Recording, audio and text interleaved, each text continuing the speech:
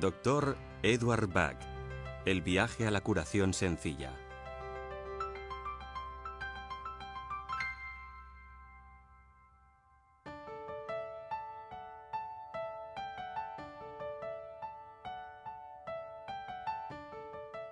El descubrimiento casual de una flor cerca de un manantial de montaña en Gales marcaría el comienzo de un viaje para uno de los pensadores más imaginativos de nuestro tiempo, Edward Bach, un doctor entregado y apasionado que dio la espalda a la medicina ortodoxa y empezó a investigar el poder curativo de la naturaleza para tratar las enfermedades. El Dr. Bach fue un respetado doctor, bacteriólogo y patólogo en el Londres de principios del siglo XX. Según sus teorías, las emociones están relacionadas con los trastornos físicos.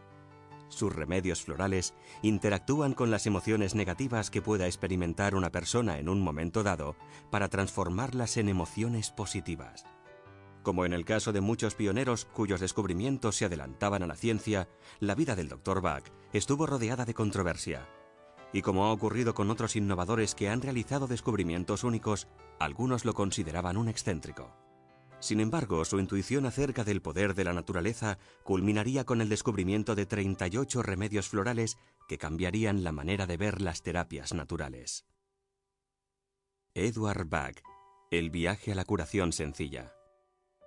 Edward Bach nació el 24 de septiembre de 1886 en Moseley, a las afueras de Birmingham, Inglaterra.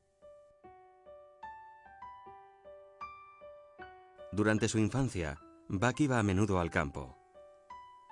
Era un muchacho intuitivo, muy sensible a su entorno, y le encantaba pasear entre los árboles, los pájaros y las flores silvestres. Sin embargo, la belleza natural del campo contrastaba enormemente con la ciudad de Birmingham, enclave fabril que se consideraba la cuna de la revolución industrial. Tras terminar su formación escolar, Bach empezó a trabajar en la fundición de latón de su padre. Había descartado sus sueños infantiles de ser doctor, pues veía que no podía pedir a sus padres que costeasen los estudios de medicina. Sin embargo, el joven Edward no lograba adaptarse al ruido constante y las condiciones claustrofóbicas del entorno de trabajo en la fundición. A pesar de todo, en aquel contexto industrial encontró una inspiración muy diferente. Edward Bach era un perspicaz observador de las emociones y vio cómo afectaban las enfermedades a los trabajadores. El miedo a la enfermedad era un problema tan importante como la propia enfermedad, pues un hombre enfermo no podía trabajar ni tampoco pagar facturas médicas de importes desorbitados. Además, los remedios administrados no hacían más que ocultar los síntomas. Finalmente, Bach explicó a su padre que quería estudiar medicina. Con la aprobación de la familia, dejó la fundición para centrarse en su pasión por aliviar el sufrimiento humano y estudió medicina en la Universidad de Birmingham. Durante 6 años, Edward Bach absorbió conocimientos ávidamente, primero en el edificio de ladrillo rojo de la Universidad de Birmingham y después en el University College Hospital de Londres, donde se graduó como doctor en 1912 e ingresó en el Real Colegio de Medicina. Un año después, obtuvo los títulos superiores de licenciado en medicina y licenciado en cirugía, y en 1914 añadió a su currículum un diploma en salud pública de Cambridge. Durante su estancia en el University College Hospital, investigó sobre la terapia de vacuna en el departamento de bacteriología.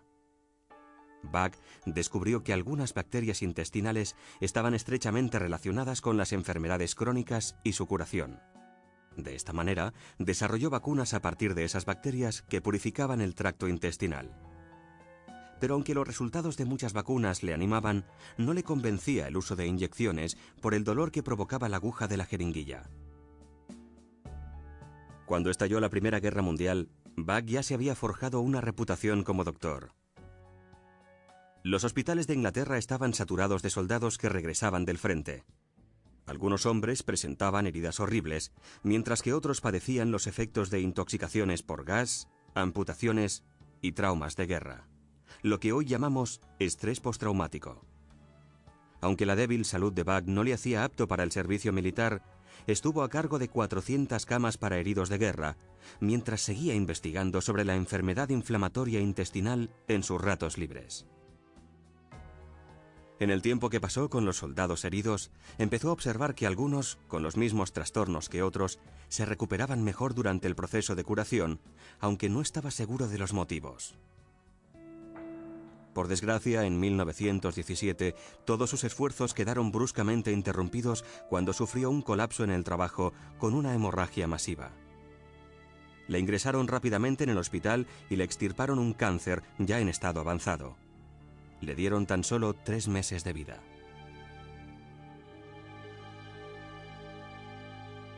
Pero para el tenaz Dr. Bach aún quedaba mucho trabajo por hacer, pues creía que todavía no había profundizado lo suficiente en su investigación. Aunque todavía estaba muy débil y apenas podía caminar, regresó a su laboratorio dispuesto a hacer todo lo que pudiese en el poco tiempo de que disponía. Su determinación le dio fuerzas renovadas, desafiando todos los pronósticos y sorprendiendo a sus colegas. Si dijésemos que Bach era un adicto al trabajo, nos quedaríamos cortos. Trabajaba tantas horas que su ventana en el hospital se conocía como la luz que nunca se apaga. El año siguiente, el Dr. Bach recibió permiso oficioso para vacunar a las tropas inglesas. Como resultado, se salvaron miles de vidas. Esto atrajo a más pacientes a su consulta privada de la calle londinense de Harley Street, donde se encontraba la élite de la profesión. Por su investigación en inmunología, se le consideraba un genio con un futuro por delante más brillante, si cabe. No obstante, a pesar de ser un doctor con éxito en la ciudad, a Bach nunca le abandonó el deseo de vivir más cerca de la naturaleza. Al parecer paseaba hasta un pequeño parque de Londres y se sentaba allí para contemplar y escuchar la naturaleza en medio del bullicio de la ciudad. Resulta irónico que ese mismo amor también le causase un gran dolor, pues un parque urbano no podía compararse con el campo bucólico del que había disfrutado de niño. En marzo de 1919, Edward Bach empezó a trabajar como patólogo y bacteriólogo en el Hospital Homeopático de Londres. Bach entró así en contacto por primera vez con los principios de la homeopatía y decidió profundizar en el tema. Le interesó especialmente el Organon, el texto seminal sobre la materia escrito por el padre de la homeopatía, Samuel Hahnemann. Aunque los descubrimientos de Hahnemann se remontaban un siglo atrás, a Bach le fascinó que éste también hubiese visto una relación entre la toxemia intestinal y la enfermedad crónica.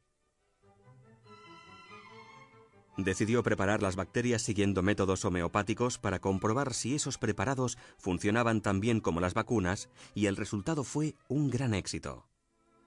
Los nuevos remedios se conocerían como los 7 nosodes de Bach. La teoría de Hahnemann se basaba en tratar a toda persona en vez de tratar solo los síntomas de la enfermedad, y subrayaba la importancia del estado mental y emocional de la persona tratada.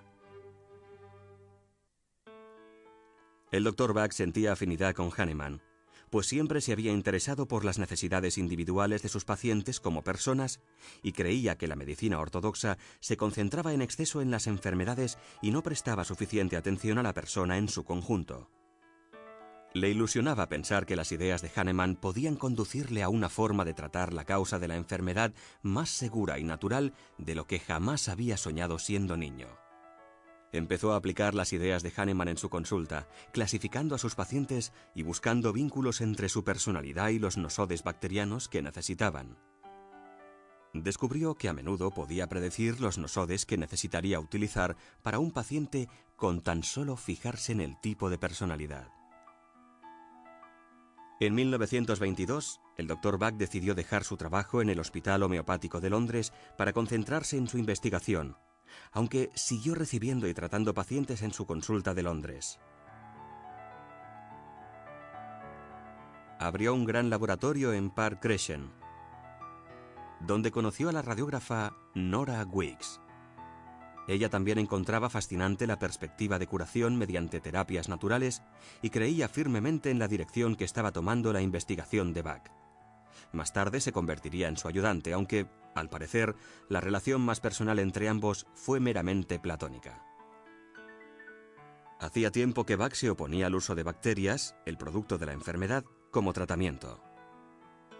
quería encontrar un equivalente puro y natural a los 7 nosodes bacterianos que había descubierto previamente, por lo que empezó a experimentar con plantas que pudiesen reproducir sus efectos. Bach había dejado de ser un médico tradicional para convertirse en un terapeuta holístico. Según las normas de la época, cuando se suponía que los doctores debían ser más bien reservados y distantes, Eduard Bach era un hombre poco convencional. No era extraño verle unirse a los conciertos espontáneos que surgían en los pubs o invitar alguna copa a los parroquianos. Se sentaba en el bar y observaba cómo se comportaba la gente, algo que siempre le fascinó. A pesar de este carácter sociable, era reacio a los acontecimientos formales. En una cena que se celebraba en un gran salón de banquetes, para paliar su aburrimiento, empezó a examinar los rostros, gestos y modales de los invitados. Empezó a considerar cómo podría agrupar esas personalidades y tipos emocionales. Y se preguntó si las personas con tipos parecidos de personalidad y de emociones padecerían las mismas enfermedades. De repente su intuición le dijo que esas personas podrían padecer cualquier tipo de enfermedad, pero que la forma en que reaccionarían a dicha enfermedad podía categorizarse. Se dio cuenta de que la respuesta a la enfermedad no radicaba en curar solo las enfermedades crónicas, sino que debía consistir en buscar un tratamiento para las emociones y los estados de ánimo negativos, que eran los primeros responsables de la falta de salud. Basándose en estas ideas, categorizó varios estados emocionales y pudo ver que se necesitarían más. Estaba decidido a dedicar el resto de su vida a este nuevo sistema de medicina que la naturaleza podía proporcionar, algo de lo que estaba convencido. La búsqueda de estos nuevos remedios, más sencillos y más naturales, llevó al Dr. Bach a la campiña de Gales. Allí encontró en 1928 Impatiens glandulifera y Mimulus guttatus en estado silvestre, y preparó remedios con estas plantas siguiendo métodos homeopáticos. El Dr. Bach empezó a usar los nuevos remedios florales con sus pacientes, prescribiéndolos según su personalidad. El éxito fue inmediato y notable. A continuación añadió a su colección la clemátide. Estos 3 remedios tuvieron tanto éxito que a finales del año siguiente había dejado de usar todos los demás medicamentos. Mientras tanto, seguía buscando más plantas curativas. En 1930, Bach hizo lo que otros doctores consideraban impensable. Dio la espalda a la medicina ortodoxa y dejó su consulta de Londres, sumamente lucrativa, para dedicarse por completo a la búsqueda de nuevos remedios a partir de las plantas del campo. Además, le pidió a Nora Weeks que le acompañase como ayudante. El Dr. Bach siguió descartando de su práctica ideas y teorías innecesarias, como los antiguos métodos de preparación de remedios en laboratorio, y diseñó 2 nuevos métodos para preparar las flores. El primero de ellos fue el método del sol. El Dr. Bach colocaba las flores frescas en un cuenco con agua bajo la luz directa del sol, de modo que la energía de la planta se filtrase al agua. Unos años más tarde, ya establecido en Mount Vernon, descubrió un segundo método, el método de ebullición, que utilizaría para 18 de los remedios. Este método consistía en recoger las flores y hervirlas en agua durante media hora para luego dejarlas enfriar. Para preparar los remedios, el Dr. Bach mezclaba el agua con las propiedades de las flores a partes iguales con brandy, que hacía la función de conservante. Al líquido resultante lo denominó tintura madre. Luego preparaba botellitas de concentrado diluyendo 2 gotas de tintura madre en 30 mililitros de brandy. De 1930 a 1934, el Dr. Bach y Nora viajaron por los rincones más remotos de Inglaterra y Gales preparando y probando remedios a partir de numerosas plantas.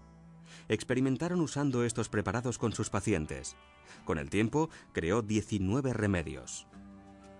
La mayoría de ellos se elaboraron a partir de flores, con la excepción del Rock Water, que se creó en 1933 con agua de un manantial olvidado.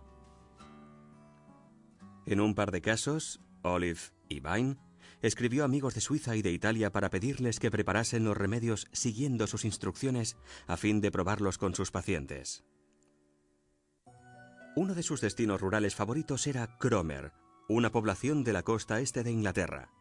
Le gustaba observar la dinámica entre los turistas relajados y los locales que seguían el ritmo de su vida cotidiana. Las observaciones realizadas por Bach en este tranquilo entorno reforzaron sus teorías sobre los diferentes tipos de personalidades. Mientras que todos los habitantes de la población se enfrentaban a retos cotidianos similares, las reacciones de las personas ante una situación dada eran muy individuales. Fue durante su estancia en Cromer cuando el Dr. Bach descubrió muchos de los primeros remedios: Agrimory, Chicory, Verben, Centaury, Cerato, Scleranthus y Oak. También fue ahí donde una emergencia marítima puso a prueba el trabajo de Bach. El 14 de diciembre de 1933, una feroz tormenta azotaba el mar. Se dispusieron barcos de salvamento para rescatar a 2 pescadores de la barcaza naufragada The Sepoy. Los barcos intentaron zarpar durante 6 horas, pero el mar estaba demasiado agitado. Finalmente, un barco de salvamento logró colocarse junto a la proa de la barcaza y rescató a uno de los pescadores que se había atado al mástil. Expulsaba espuma por la boca, deliraba y se pensó que no sobreviviría. De hecho, quienes lo rescataron creyeron que se trataba de una muerte segura. Cuando llegaron a tierra firme, el Dr. Bach insistió en intentar salvar la vida del pescador y humedeció los labios del hombre con una combinación de remedios a la que se refirió como Rescue Remedy. Según cuentan, instantes después, el hombre se incorporó y pidió un cigarrillo, tras lo cual lo llevaron al hospital local. En este punto de la vida de Bach, los remedios florales empezaban a hacerse famosos gracias al boca a boca. Había publicado varios artículos y libros sobre el poder curativo y la eficacia de los remedios. Pero la profesión médica se mostraba reticente a aceptar sus ideas. También anunciaba sus remedios en los periódicos, algo que el Consejo Médico General desaprobaba enérgicamente. Durante los 4 años siguientes, se le amenazó en repetidas ocasiones con tachar su nombre del registro médico. Finalmente, Bach se desquitó escribiendo una carta al Consejo en la que sostenía que ya no se consideraba doctor, sino herborista. En una carta posterior, rescindió su asociación con la medicina ortodoxa para no volver a saber nada del Consejo Médico General nunca más. Después de años de viajes, el Dr. Bach y su ayudante Nora consideraron que había llegado el momento de establecer un centro donde poder continuar preparando sus remedios. Alquilaron una casa de campo victoriana, Mount Vernon, en el tranquilo pueblo de Shotwell, en el condado inglés de Oxfordshire. Su buen amigo Victor Bullen, un constructor de Cromer, se les uniría más tarde para ayudarles en su labor. Bach tuvo una grata sorpresa al comprobar que casi todas las plantas curativas crecían en un radio de 1,5 a 3 kilómetros de su nuevo hogar. Para entonces ya había gastado todos los ahorros que le quedaban de la consulta de Londres. No tenía mucho dinero para amueblar la casa, así que recogió madera y fabricó sus propios muebles, que aún se conservan hoy en día en Mount Vernon. Aunque su economía no era precisamente boyante, el Dr. Bach no cobraba por sus servicios ni sus remedios. Consideraba que la salud era un derecho de toda persona y sus remedios no eran más que una prolongación natural de la curación. Resulta paradójico que las visitas gratuitas incomodasen a los propios pacientes. Muchos no regresaban para una segunda visita porque sentían que se estaban aprovechando de su bondad. Así que el Dr. Bach decidió cobrar el tratamiento para que los pacientes sintiesen que no solo recibían, sino que también daban algo a cambio. La fama de los remedios empezó a extenderse. Bach conocía a la familia Nelson, los propietarios de la farmacia homeopática más antigua de Europa. De vez en cuando viajaba a Londres para entregar sus tinturas madre en esta y otras 2 farmacias. Bach también seguía tratando a los pacientes que acudían a verle a Mount Vernon. En esta época, él mismo padeció estados de ánimo negativos para los que aún no tenía remedio. Así descubrió los 19 remedios finales, buscando plantas para tratar sus propias dolencias. El sueño del Dr. Edward Bach de crear un sistema basado en la naturaleza como catalizadora para conseguir un buen estado de salud se había hecho realidad. Y lo más importante para él, el nuevo sistema de remedios era seguro, eficaz y sobre todo, sencillo de usar. El Dr. Bach dio un último golpe de efecto. Quemó casi todas las notas sobre sus estudios de casos y sus hallazgos. Veía el sistema completo como un regalo de la naturaleza. Quería que la gente lo viese y lo juzgase tal como era, sin distraerse con teorías y especulaciones. De esta manera escribió: «No hace falta ciencia ni conocimiento. Obtendrán mayor beneficio de este regalo enviado por Dios quienes lo mantengan tan puro como es, libre de ciencia, libre de teorías, pues en la naturaleza todo es sencillo». El Dr. Bach trató con sus remedios a muchas personas de forma satisfactoria. En septiembre de 1936 planificó una gira de conferencias, pero la tensión de toda una vida de duro trabajo empezaba a pasarle factura y solo pudo pronunciar una conferencia antes de caer gravemente enfermo por segunda vez en su vida. A la edad de 50 años, con sus sueños cumplidos, este hombre excepcional murió en paz mientras dormía. Fue enterrado en el cementerio del pueblo, muy cerca de Mount Vernon, y en su lápida se grabó la siguiente inscripción: «Velad porque siga vivo siempre». Ciertamente, a través de sus remedios, lo está. El Dr. Bach dejó su trabajo en manos de sus amigos Nora Weeks y Victor Bullen. En 1958 recaudaron fondos para comprar Mount Vernon, ahora más conocido como la sede del Centro Bach, y lo cedieron a una fundación. Tras la muerte de Nora en 1978, la fundación quedó a cargo de sus socios John Ramsell y Nicky Murray, y luego de John y su hija Judy Ramsell Howard tras la jubilación de Nicky. En 1989, John fundó una fundación benéfica a la que transfirió la propiedad de Mount Vernon, de modo que la casa y el jardín quedasen protegidos para siempre. Hoy en día, el Centro Bach es el eje de un programa mundial de formación. Profesionales de todo el mundo se inscriben aquí y prometen trabajar de acuerdo con los métodos originales establecidos por el propio Dr. Bach. Por lo tanto, aunque ahora es un fenómeno mundial, el sistema sigue siendo tal como el Dr. Bach lo dejó hace tantos años. Sencillo y puro, como las flores que crecen silvestres en el jardín. Y para todas las personas implicadas, la sencillez y la pureza de este método curativo son aspectos primordiales. Como escribió el Dr. Bach hace muchos años, es el sistema de la naturaleza y por tanto es correcto.